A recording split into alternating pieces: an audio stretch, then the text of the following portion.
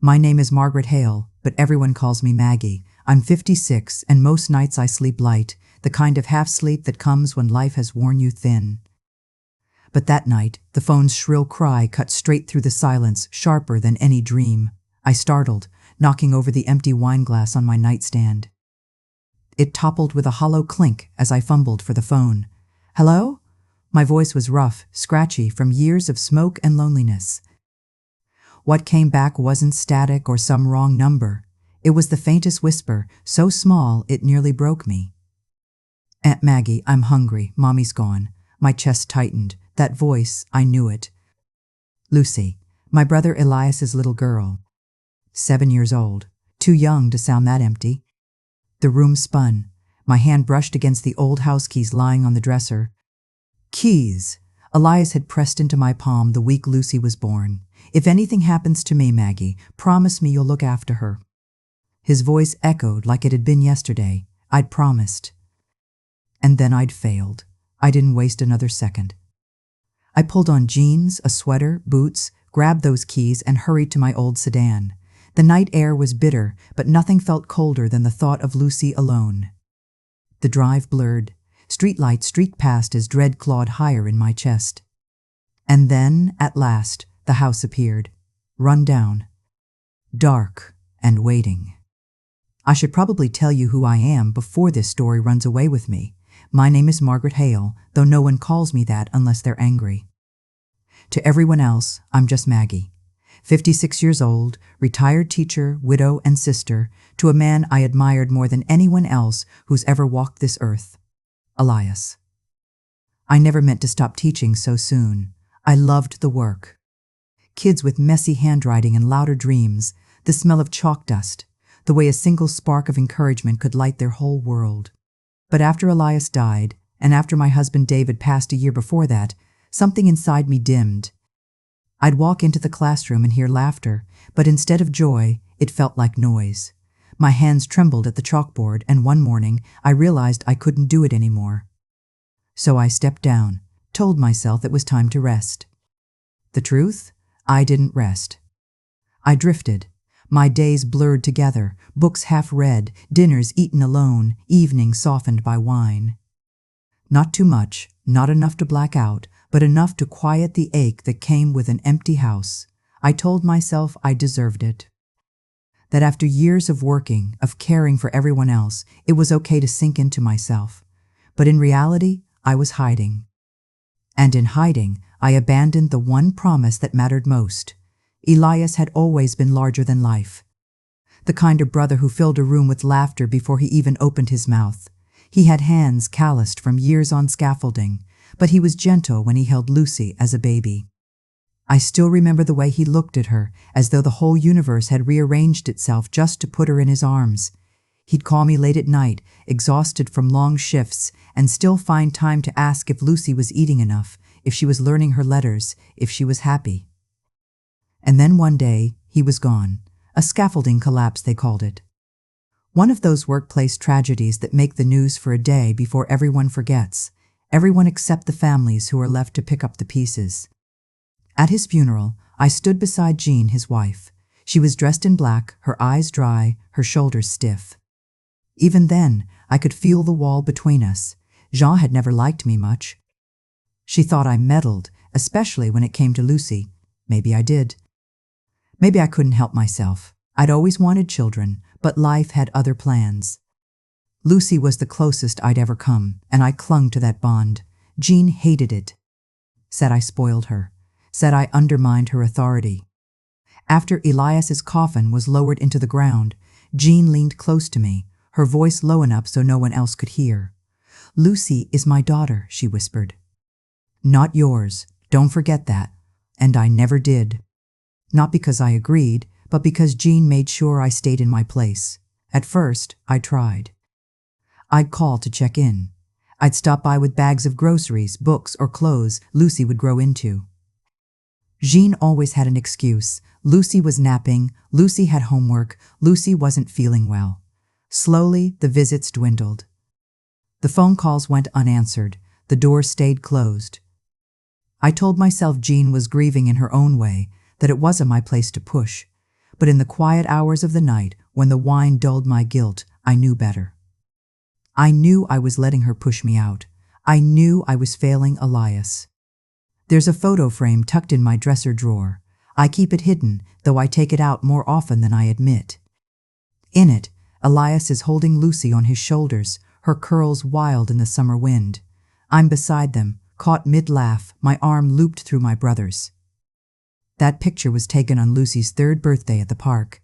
There was cake and sticky fingers, and a moment where I thought life couldn't get any sweeter. I keep that photo close because it reminds me of what I lost, but it also shames me. Every time I look at it, I remember Elias's words, "If anything happens to me, Maggie, promise me you'll look after her." And I promised.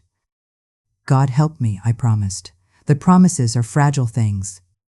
They can crack under the weight of grief, and mine did. I let my sorrow excuse my absence. I convinced myself Jean would manage, even though deep down, I knew she couldn't. It wasn't just me who saw the cracks forming. The neighbors whispered. Once, at the grocery store, I overheard Mrs. Harris mutter to another woman about shouting that carried to the walls of Jean's house. Another time, a different neighbor mentioned slammed doors and a little girl's cries drifting down the street. I pretended I didn't hear, pretended it was just gossip. Because admitting it meant admitting I'd abandoned my post. Looking back now, I can see the foreshadowing clear as day. The bills piling up in Jean's mailbox, the way her curtains stayed drawn at noon. The shadows beneath Lucy's eyes the last time I saw her, nearly 2 years ago, standing small on the porch as Jean waved me away. I should have knocked harder. I should have demanded entry. I should have been the Aunt Elias believed I'd be. Instead, I turned away. I told myself Lucy was fine, that Jean would never truly neglect her. That kind of thing happens to other families, not ours. But I was wrong. So very wrong. And now, with Lucy's voice trembling through the phone, "I'm hungry, Mommy's gone." Every mistake I made came crashing down on me at once. The house looked worse than I'd feared. Paint peeling in long strips, weeds clawing up through the front steps, one shutter hanging by a single rusted hinge. I killed the engine and sat for a moment, heart pounding so hard it drowned out the tick of the cooling car. The porch light was off. Every window was dark. I used the keys Elias had given me all those years ago. They stuck in the lock, stiff with rust, but finally gave way with a groan. The smell hit me first, a sour mix of stale air, mildew, and something rotten. I stepped inside, my eyes adjusting to the dim. "Lucy?" My voice cracked in the silence. I found her curled on the couch, small as a shadow under a thin blanket. Her hair was tangled, her cheeks sunken. She blinked up at me, eyes glassy. "Aunt Maggie?" The words barely formed, like they cost her too much to say. I knelt beside her, brushing damp curls from her forehead. She was warm, too warm. "Sweetheart, where's your mom?" I asked gently. Her lips trembled.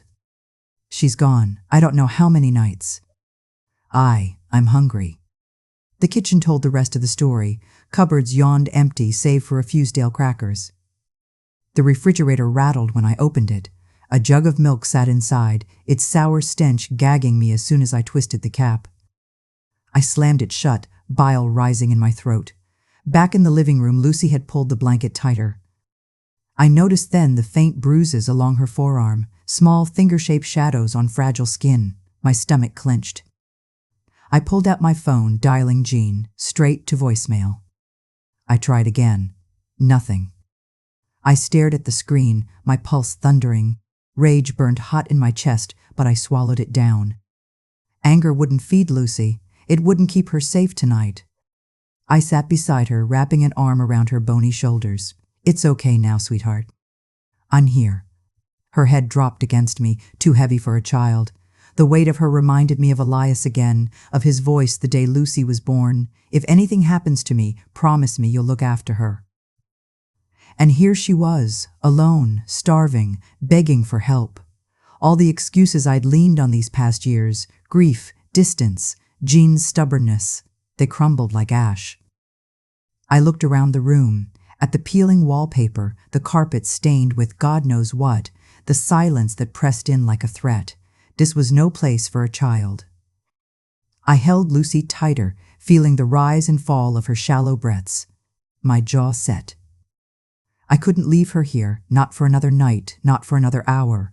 I didn't know what tomorrow would bring, or what battles Jean might wage once she realized I'd stepped in. But none of that mattered. Tonight I would keep my promise. "Come on, Lucy," I whispered, standing and scooping her into my arms. She clutched at me weakly, her stuffed blanket dragging behind. "You're coming home with me." I wanted nothing more than to carry Lucy out of that house and never look back. But as I stood in the dim living room with her small hand gripping mine, something tugged at me. I needed to know what had happened here. I told Lucy to sit tight, wrapping her in the blanket again. "Just a minute, sweetheart. Stay here where I can see you."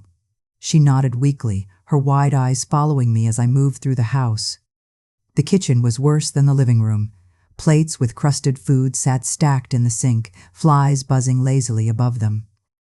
On the counter, beneath a heap of unopened mail, I found a single sheet of paper folded in half, an eviction notice. My heart dropped. The due date had already passed.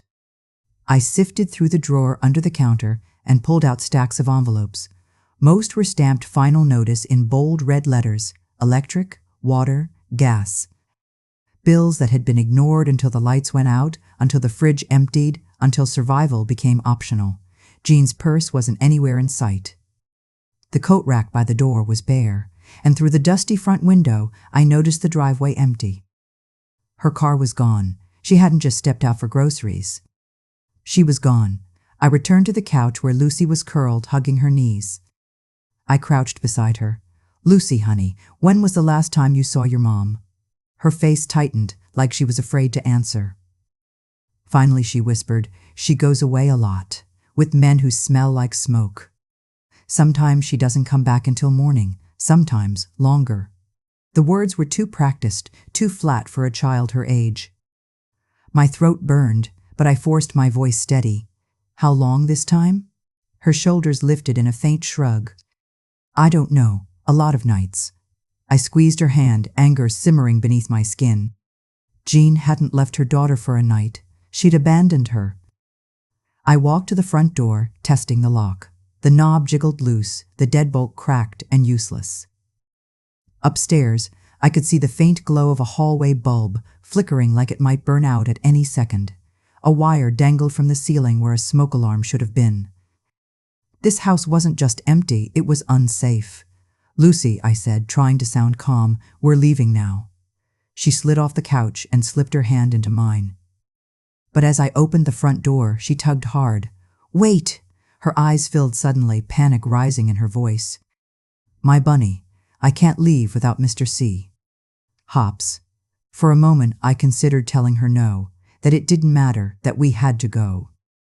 But the look on her face, so desperate, so pleading, stopped me cold. That bunny wasn't just a toy. It was safety, the one thing she could still cling to. "Okay," I whispered, brushing her hair back. "Show me." She led me upstairs.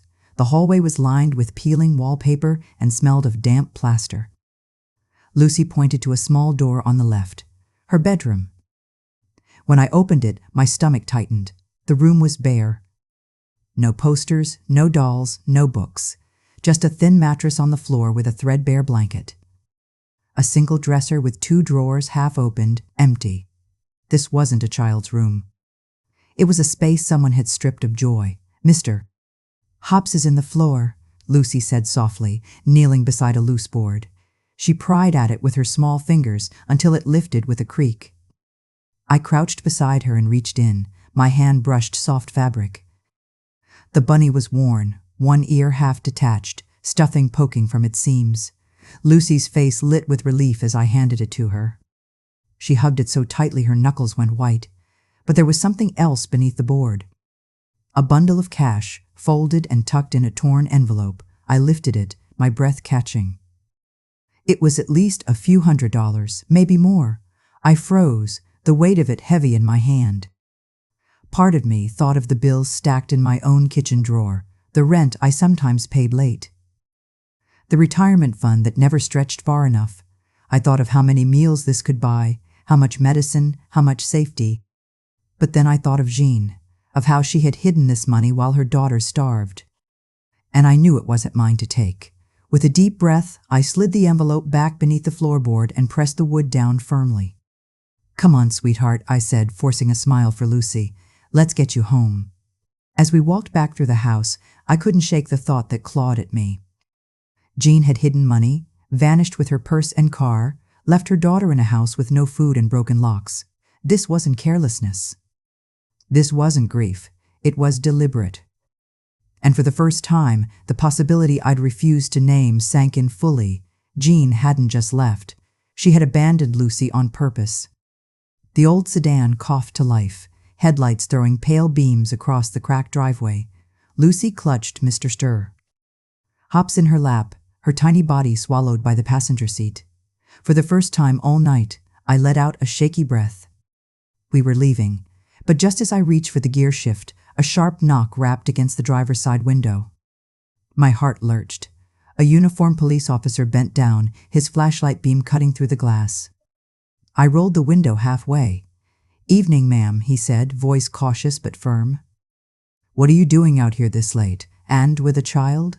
Lucy's grip on her bunny tightened. I swallowed, trying to keep my voice steady. "This is my niece." She called me tonight. Said her mom hasn't been home. The cupboards are bare. The place is unsafe. I couldn't leave her there. The officer leaned an elbow on the door, peering past me into the car. His gaze softened when he saw Lucy, pale and small in the seat. He straightened, sighing. "You know, this isn't the first time we've had calls about this address. Neighbors have filed neglect reports before." My chest tightened.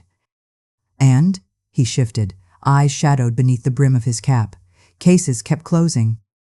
Not enough evidence, or Jean cleaned up just enough to slide by. Happens more often than you'd think." From the passenger seat came a trembling voice. "Mom says if I tell anyone, she'll send me away forever." I turned, startled. Lucy's lip quivered, tears brimming in her eyes. She pressed her bunny against her face as if it could shield her from the truth she had just spilled. The officer's jaw flexed. "She told you that, sweetheart?" Lucy nodded. Something dark settled in my stomach.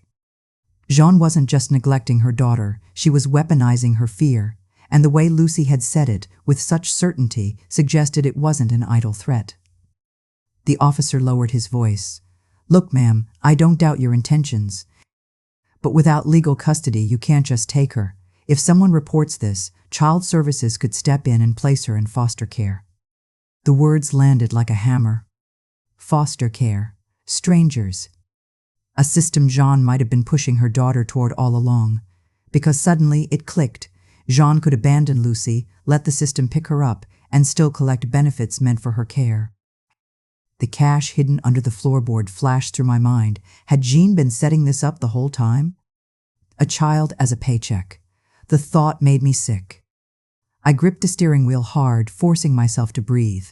"And if child services takes her?" I asked, voice low. The officer hesitated. "Then you'll have to fight through the courts. Could take months, maybe longer.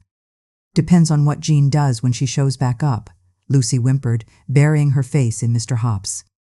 My promise to Elias echoed like a thunderclap. "Look after her, Maggie. Don't let her be alone." I looked at the officer, my throat tight. I can't let her go through that.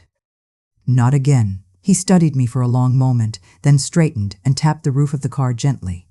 "Drive safe." "And ma'am?" His eyes met mine, steady and warning. "If you want to keep her, you'd better act fast. Because once the system gets involved, you won't have much say." With that, he stepped back into the night, his flashlight beam fading as he walked toward his cruiser. I sat frozen, heart pounding, Lucy's quiet sniffles filling the silence.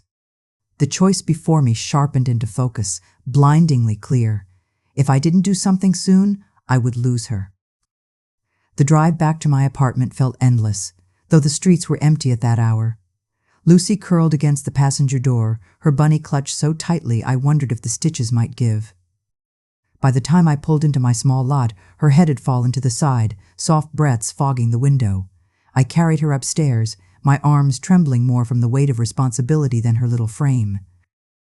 My apartment smelled faintly of dust and old lavender. I hadn't had visitors in years, let alone a child. For a moment, shame pricked at me. Was this any better than that broken house she came from? But I set her down gently on the couch and went to the kitchen. My cupboards weren't much better stocked than Jean's, but I did have cans of soup, some crackers, and an old pot. As the broth warmed, the smell filled the apartment, rich and simple. I ladled it into a bowl and placed it on the table, nudging Lucy awake. Her eyes blinked open, wide and cautious. "Is it for me?" "Yes, sweetheart, for you." She slid into the chair, hands trembling as she lifted the spoon. She ate slowly at first, then faster, like she was afraid someone might take it away. Watching her swallow spoonful after spoonful of something as ordinary as chicken soup felt like a holy moment. For the first time in years, I was doing something that mattered. When she finally drifted back to sleep, curled on my bed with Mr. Ray. Hops under her chin, I sat beside her. In the quiet, she whispered something half-dreamed, "Auntie Mom." The words split me open. Tears blurred my vision, hot and relentless. Auntie Mom.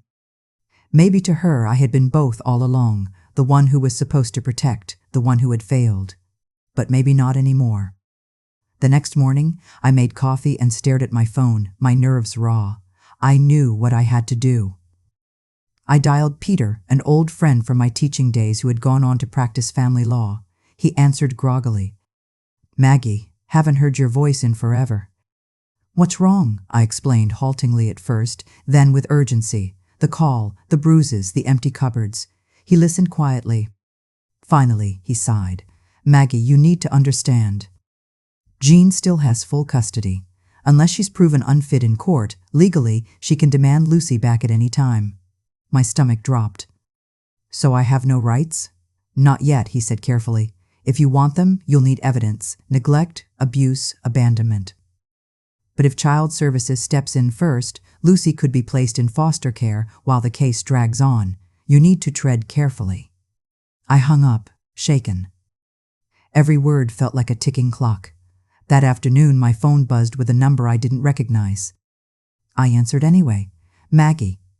Jean's voice, sharp as broken glass. My spine stiffened. "Jean, where's Lucy?" she demanded. "I came home, and she's gone. You think you can just steal my daughter in the middle of the night?" She called me Jean. Alone. Hungry. The cupboards were empty, the house falling apart. "What the hell were you doing?" Her laugh was bitter. "You self-righteous hag. You think you know better? You never had kids of your own. You never will." "Lucy's mine. She's Elias's too," I snapped, surprising myself. "And he made me promise to protect her." Her voice dropped, venomous. "You'll never keep her. I'll make sure she's taken away from you too. Do you understand? I'll burn your life down before I let you win." The line went dead. I sat there, phone trembling in my hand. Her words weren't empty threats. I knew that tone too well. The days that followed blurred into a restless routine. I fed Lucy, washed her clothes, even found a set of watercolors buried in a drawer that once belonged to my late husband. She painted a crooked sun with stick figures beneath it, one tall, one small. "That's me and Auntie Mom," she said shyly. I kept the picture, but while Lucy laughed and painted, I dug. I couldn't face court unprepared. At the pawn shop down the block from Jean's house, the owner recognized her photo instantly. "Yeah, she's been in here a lot lately. Jewelry, electronics, even a guitar. Always needs cash fast." At the bank, an old acquaintance let slip that Jean's account was overdrawn, with loans she'd stopped paying. The final blow came from a neighbor, a gray-haired woman with sharp eyes. I've heard her screaming at that little girl. Men coming and going all hours. Smell of smoke, whiskey, it's no place for a child. Piece by piece, a picture formed. Jean wasn't just struggling. She was spiraling, dragging Lucy down with her. One evening, I found a crumpled envelope in the back of Jean's mailbox, a notice from a casino demanding repayment of gambling debts. So that was it. Jean wasn't just neglectful. She was reckless, desperate, and dangerous. The conflict sharpened like a blade pressed against my throat. It wasn't just Maggie versus Jean anymore. It was Maggie versus Jean, and Maggie versus the system that could strip Lucy from both of us if I didn't move fast enough. I sat at the kitchen table that night, Lucy asleep in the next room, the envelope and pawnshop receipts spread before me. I stared at the evidence until the lines blurred. Jean had called me an old hag, unfit to raise a child. Maybe she was right. But as I looked toward the bedroom where a small girl finally slept without fear, I knew one thing for certain: I wasn't giving her back. Not to Jean. Not to strangers, not to anyone. The night was quiet, too quiet, the kind of silence that makes the walls feel like they're holding their breath. Lucy was asleep in my bed again, her bunny tucked beneath her chin, while I sat at the kitchen table with the lamp burning low. The pile of papers lay spread before me: eviction notices, pawnshop slips, gambling receipts. Proof. I was tracing my finger over the casino letter when the pounding began. Maggie. The voice was sharp, slurred, unmistakable. Jean. I froze, heart hammering. The banging on my apartment door rattled the frame. Open up. You can't hide her from me. Lucy stirred in the bedroom, a small whimper carrying down the hall. I rose slowly, slipping the stack of papers into a folder. My keys lay beside them. Without thinking, I scooped them up, clutching them like a weapon. When I opened the door a crack, Jean shoved her way inside. Her eyes were bloodshot, her hair stringy, her perfume clashing with the acrid smell of cigarettes. There she is, Jean sneered, looking around, sleeping like nothing's wrong. While you, she jabbed a finger at me, you're a kidnapper. You'll go to prison for this, Maggie. My throat tightened, but I stood tall. Kidnapper? You left her alone. The cupboards were bare, the house falling apart. She had bruises, Jean. Her laugh was jagged. You think you're some saint? You're a drunk recluse who wasted her life mourning my brother. You couldn't raise a goldfish, let alone a child. The words stung. The years of silence, of wine bottles and dust settling in corners, all pressed against me. But then I felt the weight of the keys in my hand, solid, grounding. Elias trusted me, I said firmly. He asked me to protect her, and I will. Jean's face twisted. Don't talk to me about Elias. He's gone. Lucy is mine, and if you don't hand her over right now, I'll call child services myself. Let's see how long you keep her then. Lucy's whimper grew louder. She was awake now, listening. My voice trembled, but I forced strength into it. Go ahead. Call them. I'll show them this.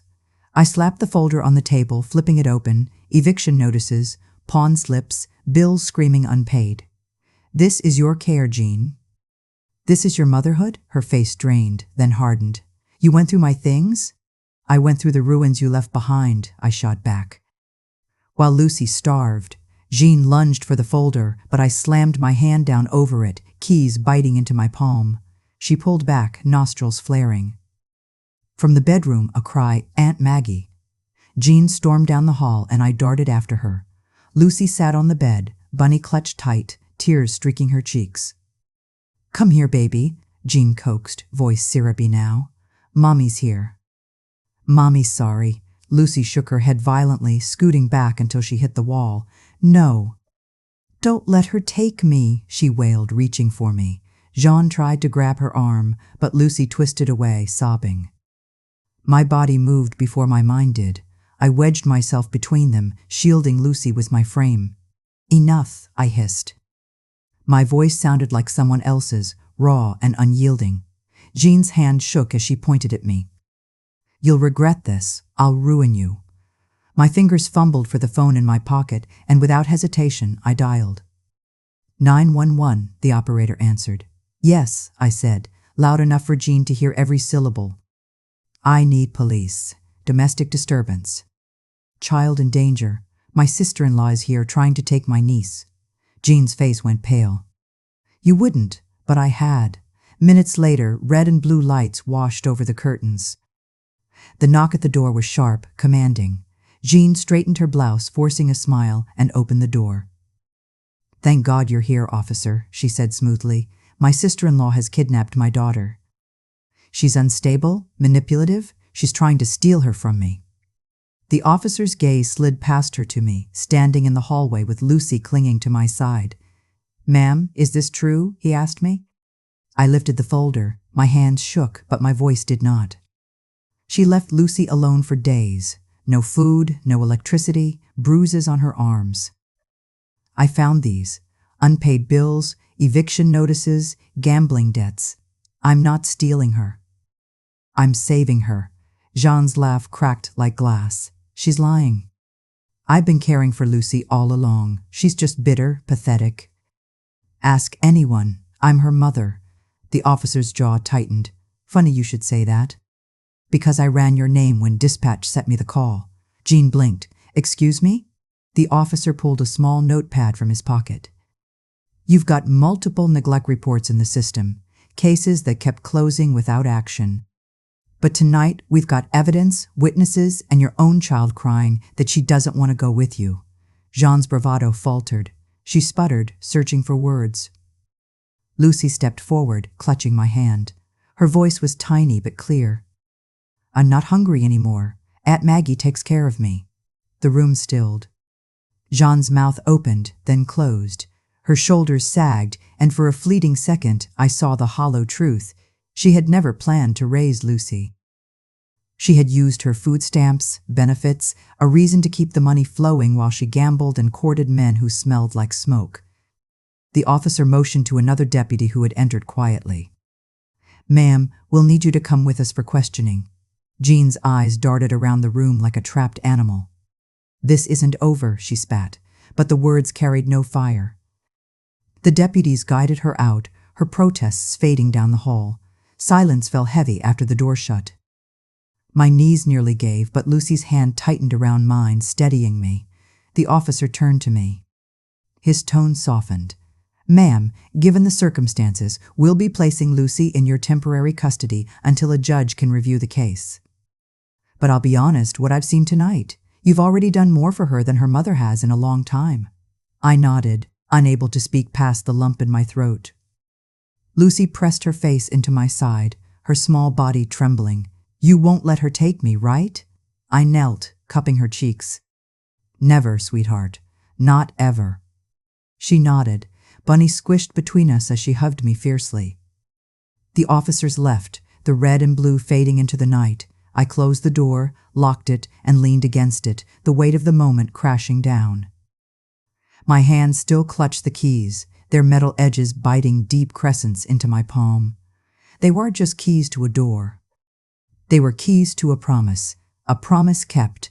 Elias, wherever he was, could rest now.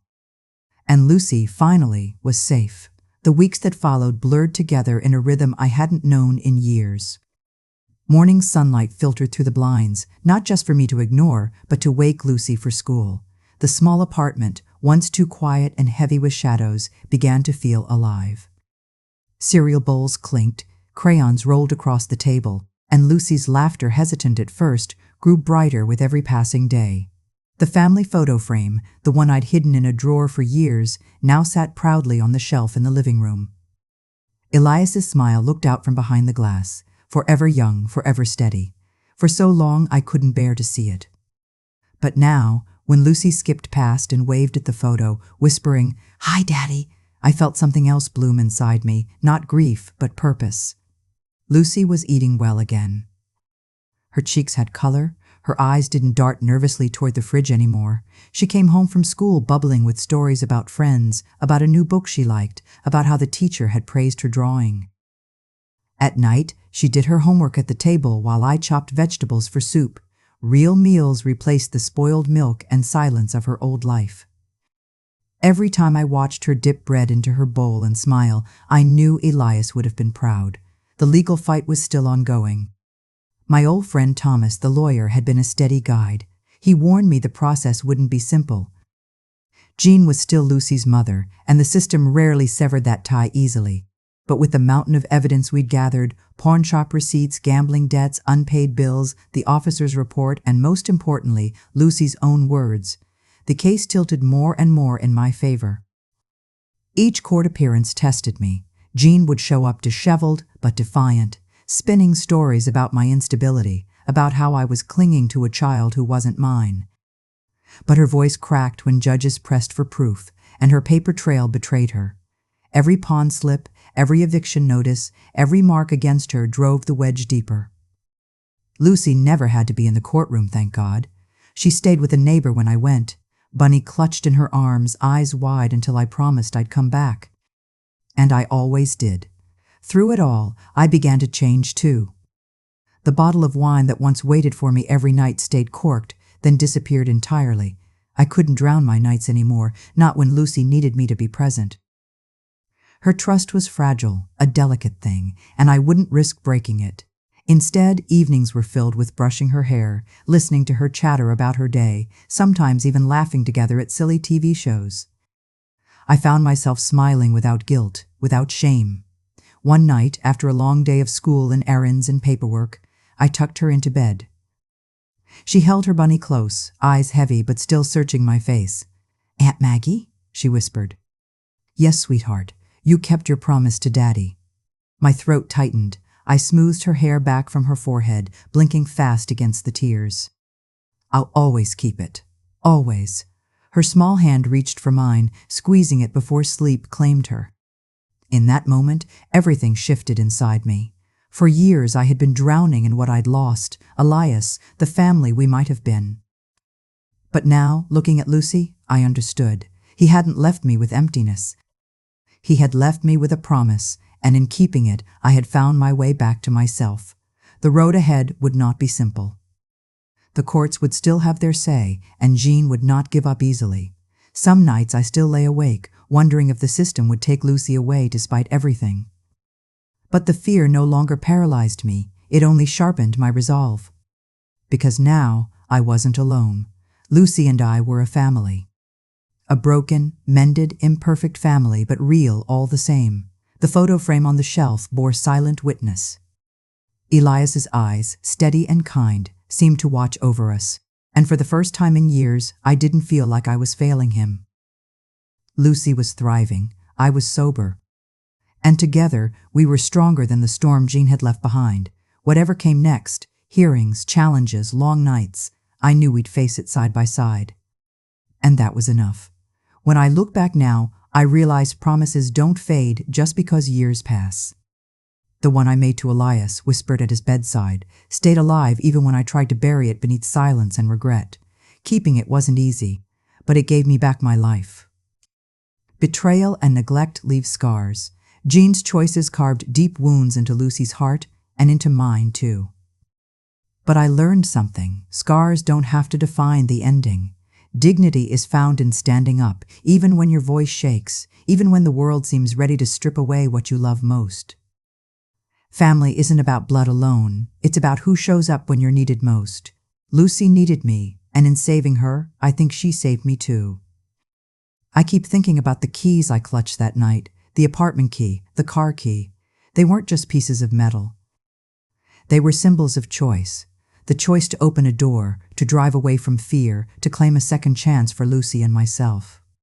Those keys became the start of a new life. Today, Lucy is safe. She's loved. She's no longer hungry, no longer afraid of the dark. And me? I finally have a reason to wake up every morning. Not out of duty, not out of guilt, but out of love. If you were in my place, what would you have done? I'd love to hear your thoughts in the comments. And if this story touched you, please subscribe to Story Tales for more.